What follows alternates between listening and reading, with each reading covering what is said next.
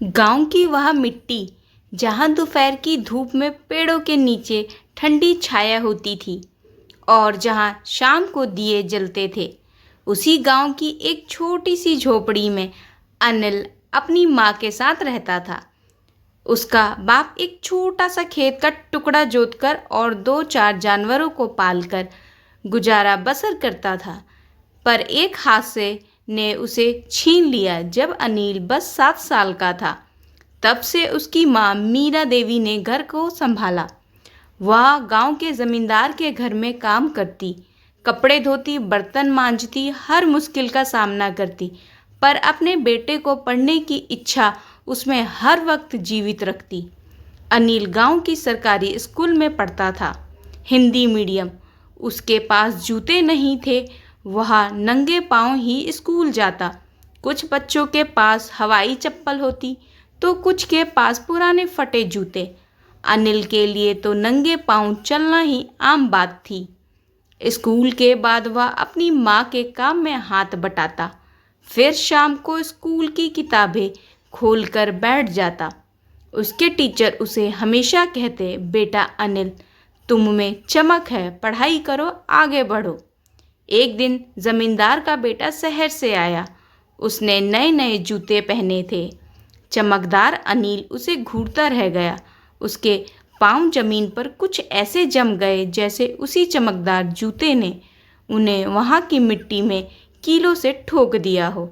जमींदार के बेटे ने अनिल की तरफ देखा और एक अजीब सी मुस्कान के साथ अपने दोस्त से कहा, अरे यार, देखो इस गंवार को जूते तक नहीं है, सारा दिन मिट्टी में ही रहता होगा। वह शब्द अनिल के कानों में सुई की तरह चुभे। उसने उस दिन पहली बार अपने नंगे पाँवों को शर्मिंदगी से देखा। वह घर लौटा तो उसकी आंखों में एक अलग ही चमक थी। उसने अपनी माँ से कहा, माँ, मुझे जूते चाहिए। मीरा देवी का दिल भर आया। उसके पास इतने पैसे कहाँ थे कि वह अपने बेटे के लिए जूते खरीद पाती। उसने उसे गले लगाते हुए कहा, बेटा, जूते क्या होता है, तू तो अपने दिमाग से आगे बढ़ेगा। पर अनिल की जिद के आगे उसे हार माननी पड़ी। उसने महीने की छोटी छोटी बचत से कुछ और काम करके आखिरकार अनिल के लिए एक जोड़ी साधारण से कैनवास के जूते खरीदे। अनिल के लिए वह जूते दुनिया के सबसे कीमती चीज़ों में से कम नहीं थे। उसने उन्हें पहना, पर उसे ऐसा लगा जैसे उसके पाँवों में लोहे की बेड़ियां पड़ गई हो। चलने में अजीब लग रहा था। पहले दिन स्कूल जाते समय वह अपने जूतों को लेकर इतना शर्मिंदा था कि उसने उन्हें उतार कर अपने बस्ते में रख लिया और हमेशा की तरह नंगे पाँव ही स्कूल पहुंचा। स्कूल के गेट पर उसने जूते पहने और फिर अंदर गया। उस दिन कोई उस पर हंसा नहीं, पर उसे लगा जैसे सबकी नज़रें उसके नए जूते पर हैं। धीरे धीरे वह जूतों का आदी होता गया, पर उसकी माँ के लिए हालात और मुश्किल होते जा रहे थे। गांव में काम कम था और पैसे भी। एक रोज़ मीरा देवी की बहन, जो शहर में एक मध्यम वर्गीय परिवार के घर काम करती थी, उसने मिलने आई। उसने मीरा की हालत देखी और कहा, दीदी, यहाँ रहकर तो तुम दोनों का गुजारा मुश्किल है, चलो मेरे साथ शहर, वहाँ मैं तुम्हारे लिए भी काम ढूंढ दूँगी। अनिल को अच्छे स्कूल में दाखिला देंगे। मीरा देवी के लिए यह फैसला लेना आसान नहीं था। यह गांव, यह झोपड़ी, यह मिट्टी, यही उसकी पहचान थी, पर बेटे का भविष्य सबसे ज़्यादा ज़रूरी था। आखिरकार उसने हामी भर दी। अनिल के लिए यह सुनना एक सदमे से कम नहीं था। शहर, माँ, हम शहर क्यों जा रहे हैं? यहाँ सब कुछ तो है, मेरे दोस्त हैं, मेरा स्कूल है। बेटा, शहर में तेरा भविष्य उज्जवल होगा, माँ ने समझाया। वहाँ तू बड़ा आदमी बनेगा। कुछ दिनों बाद एक सुबह वो दोनों अपने सामान के एक छोटे से बंडल के साथ गांव की उस मिट्टी को अलविदा कहकर बस में बैठे। अनिल की आंखों से आंसू छलक रहे थे। उसने अपनी माँ के कंधे पर सिर रख दिया। बस चली तो उसने पीछे मुड़कर देखा। अपने गांव, अपना स्कूल, वह पेड़ जिसके नीचे वह पढ़ता था, सब धुंधला होता गया। शहर की भीड़, शहर और रफ्तार ने अनिल को हैरान कर दिया। इतनी ऊंची ऊंची इमारतें, इतनी गाड़ियां, यह दुनिया उसके गांव से बिल्कुल अलग थी। उसकी मौसी ने उन्हें अपने छोटे से कमरे में जगह दी जो एक बस्ती में था। अगले ही दिन मौसी ने मीरा को पास के ही एक घर में काम दिलवा दिया। अब मीरा देवी 2 घरों में काम करने लगी।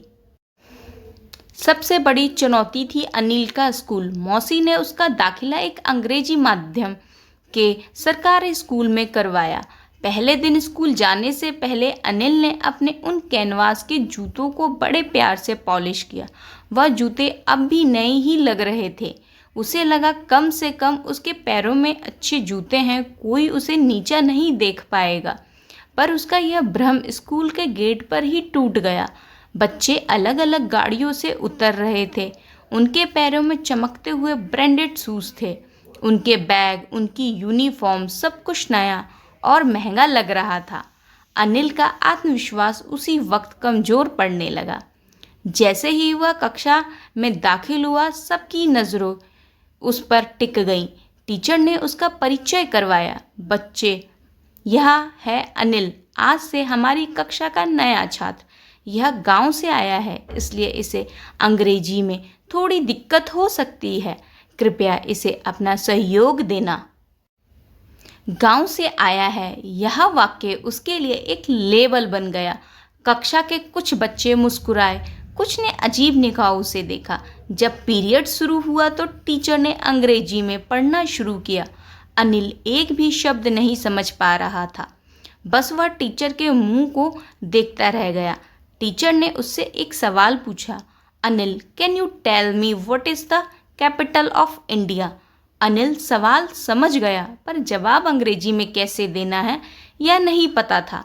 उसने घबराकर हिंदी में कहा, मैम, दिल्ली। पूरी कक्षा में हंसी फैल गई। एक लड़के ने उसकी ऊंची आवाज़ में कहा, यह तो इंग्लिश का ABCD भी नहीं जानता।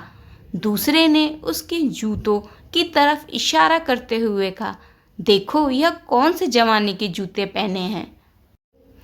उस दिन अनिल के लिए स्कूल का पहला दिन नर्क से कम नहीं था। वह चुपचाप कर बैठता, टीचर की नज़र अपनी तरफ ना पड़े, इस डर से। जब स्कूल ख़त्म हुआ तो वह सीधा घर आया और अपने कमरे में जाकर रोने लगा।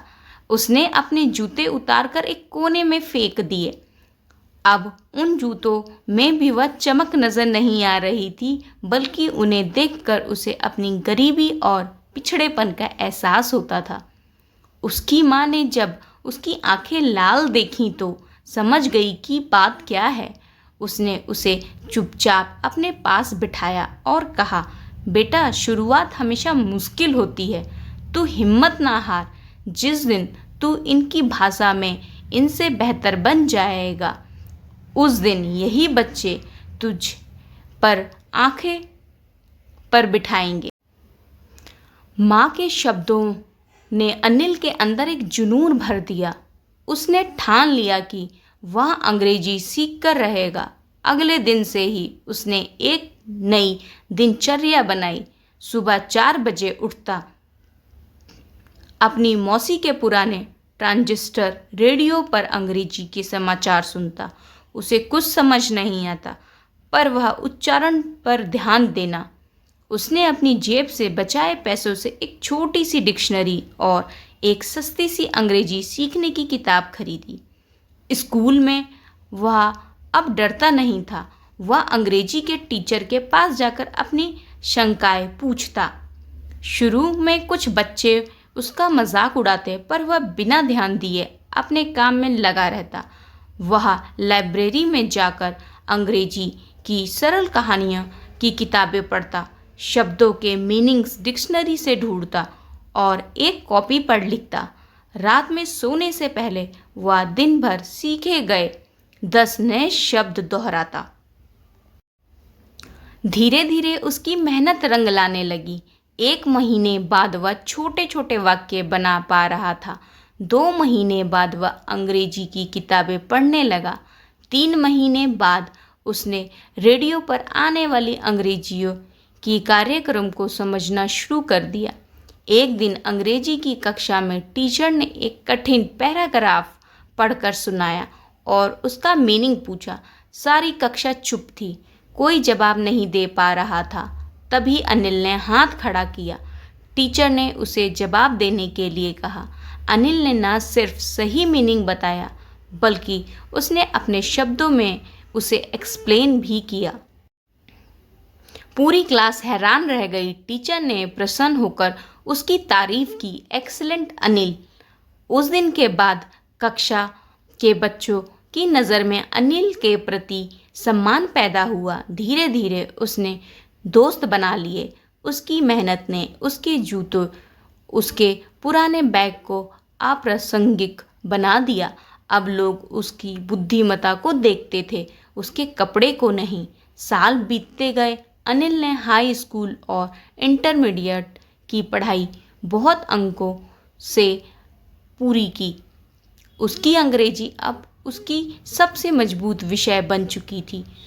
उसने ग्रेजुएशन पूरी की और फिर एक सरकारी नौकरी के लिए तैयारी शुरू कर दी, जो देश की सबसे कठिन परीक्षा मानी जाती है।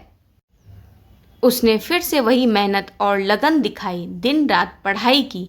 उसकी माँ ने उसे हमेशा प्रोत्साहित किया। आखिरकार परिणाम का दिन आया। अनिल ने परीक्षा पास कर ली थी और उसकी रैंक बहुत अच्छी थी। उसे एक प्रतिष्ठित सरकारी पद पर नियुक्ति मिल गई।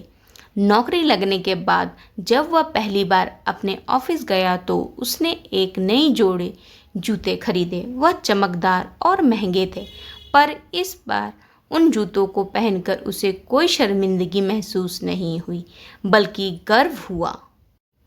उसने अपनी मेहनत और हिम्मत से वह मुकाम हासिल कर लिया था, जिसके लिए उसकी माँ ने अपना सब कुछ दांव पर लगा दिया था।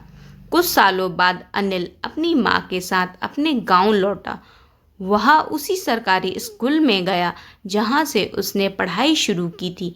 बच्चों को संबोधित करते हुए उसने कहा, बच्चों, मैं भी तुम्हारी तरह इसी स्कूल का छात्र था। मेरे पास जूते तक नहीं होते थे, पर मैंने हार नहीं मानी।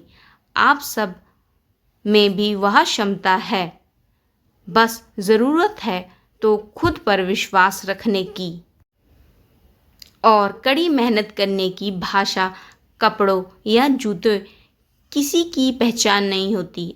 आपकी पहचान आपका चरित्र और आपकी मेहनत होती है। अनिल की कहानी गांव के हर बच्चे के लिए प्रेरणा बन गई। उसने साबित कर दिया कि इच्छा शक्ति और मेहनत से कोई भी मुकाम हासिल किया जा सकता है, चाहे शुरुआत कितनी भी मुश्किलों से क्यों ना हो। उसके पैरों के वह पुराने कैनवास के जूते अब भी उसकी यादों का हिस्सा थे, पर अब वे उसकी कमजोरी नहीं, बल्कि जिसकी उसकी सफलता की निशानी बन चुके थे।